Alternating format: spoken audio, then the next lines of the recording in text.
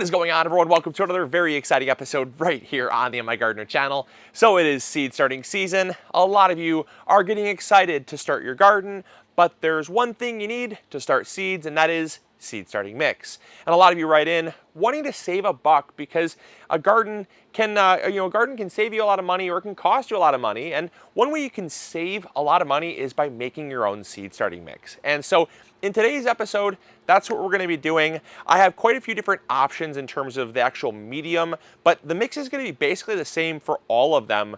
And we're going to go through how to make it. So hopefully you guys are going to enjoy. Let's go.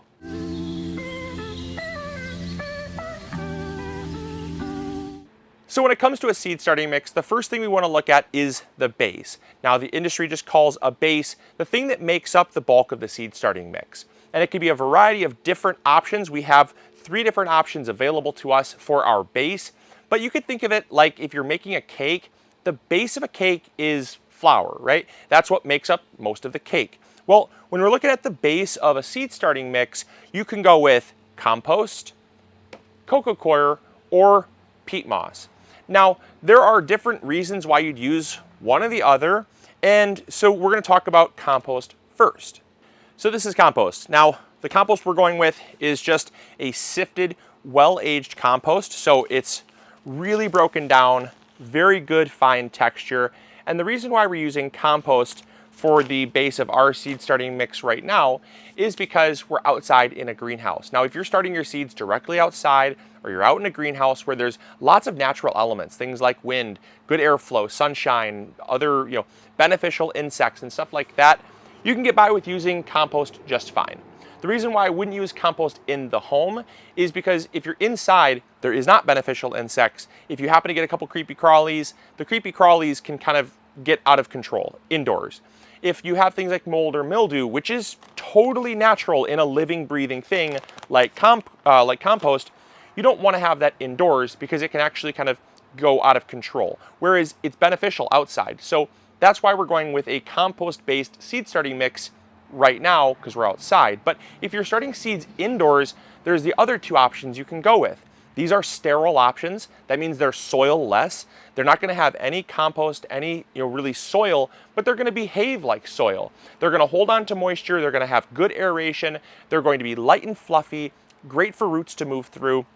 And those can be either things like coco coir or peat moss. Now, we have a whole video comparing coco coir and peat moss based potting mixes and seed starting mixes, but basically surface level here, coco coir comes from a byproduct of the cocoa industry, or the coconut industry, and they will take the coconut husk and grind it up into a fine, basically like a fine little mulch, and then you can rehydrate it in water, and that makes this.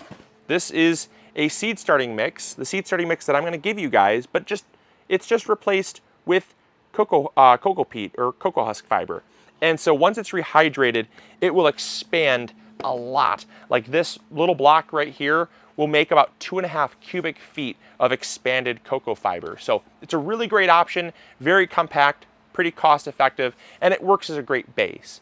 And then the third and final thing that you can use is things like peat moss. Now, peat moss is it's mined out of peat bogs, and some people don't like to use it because it's considered a non-renewable resource. Though there has been lots of efforts done, especially by the countries of Canada and even over in Europe and stuff where peat grows pretty naturally. Europe and Canada have done great jobs at kind of regulating the harvesting of peat so that it's more sustainable. Now, I still use it. I don't have a problem using it because of those things. But if you're someone that doesn't, coco coir is going to behave exactly the same way. They're totally interchangeable. The only thing you want to do is, if you're going with peat moss, is you want to add about, if you're doing a gallon of seed starting mix, you want to add about 2 tablespoons of dolomitic lime to your peat moss. And that's because peat moss will come in a big bale. It's just raw peat moss, but it's very acidic. And so you need something that's called a buffer. And a buffer basically buffers the pH of the mix. And so because most plants don't like to grow in a pH of around 4.5 to 5.5, you need to buffer that pH, raise it up a little bit, raise the alkalinity so it's more in line with neutral. coco coir is basically neutral as it is. And so regardless of what you go with, those are two basically bases that you can use as the base of your seed starting mix. The final thing I was going to say is regardless of whichever of the three you're going to go with, they should be sifted. You do not want large chunks in your seed starting mix. Big bits of bark or twigs or chunks of things is going to make it really difficult when you're seed starting, because if you have some of your smaller trays when seed starting, those big chunks will take up a large area, and what they'll do is they'll create air gaps, and roots do not like air gaps. So the finer and fluffier the mix, the better. All right, so once you've picked out your base, whether that's compost, coco coir, or peat moss, you're then going to pick out the next two things that make up a seed starting mix, and that is going to be your vermiculite and your perlite. And that is it.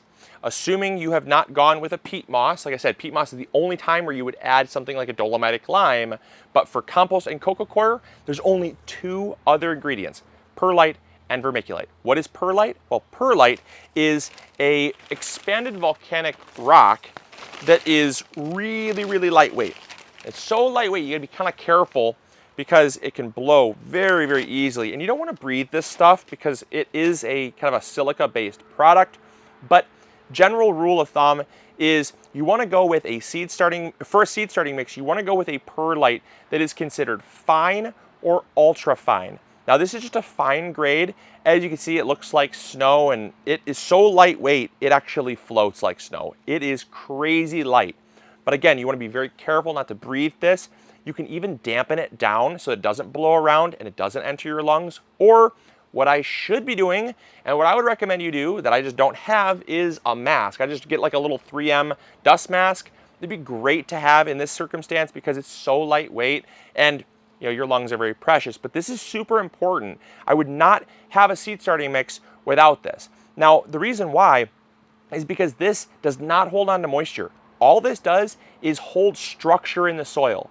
Sometimes if you have a mix that is just coco coir, compost, peat moss, whatever, it will have a tendency, though it is still fluffy, it will have a tendency to compact over time.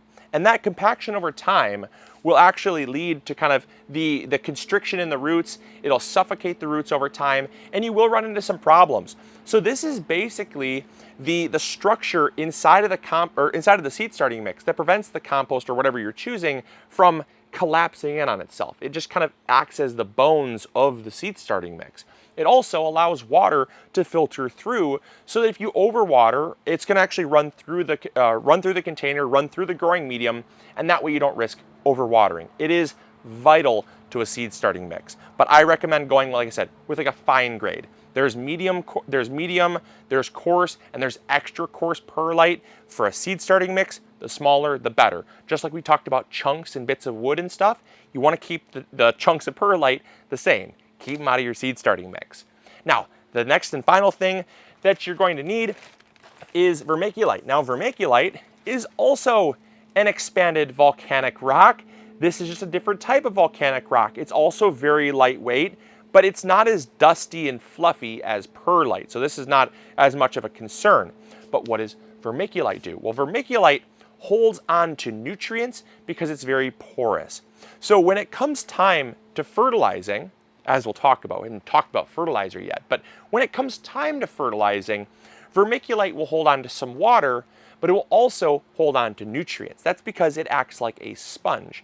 Now, all of these things are spongy, but none of your base materials will hold on to nutrients. You need something that is actually porous with enough surface area on a microscopic level to hold on to nutrients. And so things like nitrogen, phosphorus, potassium, your water-soluble nutrients that would normally flow through the pot and leave the pot and pour onto the ground or whatever and leave your plant, it holds on to that so your plants can access it at a later time. That is so important for a seed starting mix, especially when your seeds start growing and actually need fertilizer. So we're gonna talk about just making the mix now. So coming in close, don't be shy. I'm gonna be using compost, I'm gonna be using the perlite and the vermiculite. Oh, and the vermiculite should also be fine. Again, keeping chunks out of the seed starting mix. Coming in close, let's go. All right, so the first thing we're gonna add is the compost. Again, nice, beautiful sifted texture.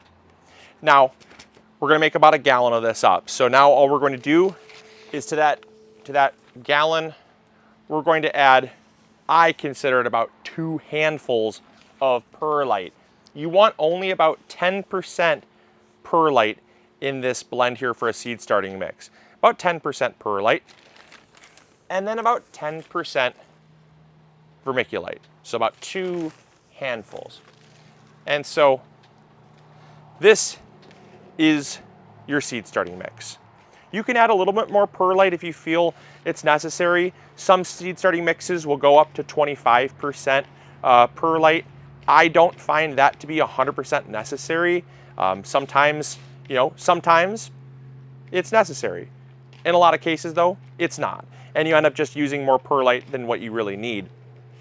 Now the vermiculite, I would always stick to kind of like roughly about 10% because you don't need that much.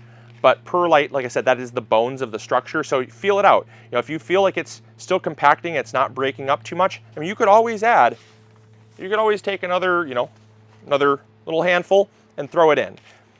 All you're going to do is you're going to increase the porosity, increase the drainage of the mix. It's not really going to harm it at all. So this is a beautiful, beautiful seed starting mix, and I would feel comfortable starting my seeds in that any day. Super cheap, unbelievably cheap. Did not cost probably more than maybe, well, if you made the compost yourself, that's free. And the perlite and the vermiculite, we maybe used about 10 cents each of perlite and vermiculite, if that. So this whole gallon cost like 20 cents, if that. Pretty amazing. So regardless if you're going with compost, coco coir, or peat moss, the recipe is exactly the same. Now, again, it's just about a gallon-ish of compost or whatever your base is gonna be, 2 fistfuls, which is like about a cup of perlite, 2 fistfuls of vermiculite, which is about a cup, and then you're good to go. Now, the final thing I was gonna mention is with fertilizer. Why isn't there any fertilizer in this? And that's because seedlings don't need fertilizer when they are first sprouting. It's a common misconception. Now you can add fertilizer if you want to, but it's not a requirement. We've done a whole lot of videos on this where you don't need to add fertilizer in the very beginning. The only time plants need fertilizer is after they start forming their adult leaves or their true leaves. And so at that point, that's when you would probably want to fertilize. So you could fertilize either in a bigger container or as you're transplanting them out in the garden. So that's why there's no fertilizer in this mix here. So I hope you guys enjoyed. I hope you learned something new. As always, this is Luke from the MIgardener channel, reminding you to grow bigger. Take care, guys. Bye.